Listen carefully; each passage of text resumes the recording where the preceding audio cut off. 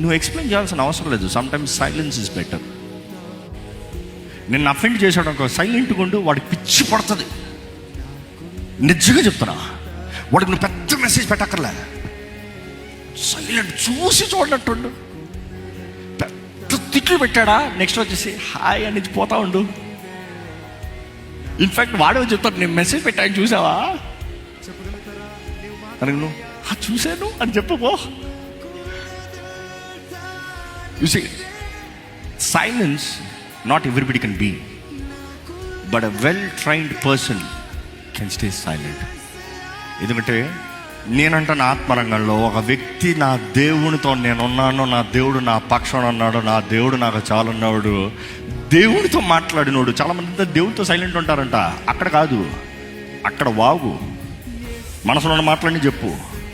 కానీ మనుషుల ముందు సైలెంట్గా ఉండు, ఆ కాన్ఫిడెన్స్ ఉంటుంది చూడు, that is next level. So I'm asking you, నీ నోరు అదుపులా లేకపోతే నీ వివాహ జీవితం సరిగా ఉండదు. అర్థమవుతుందా?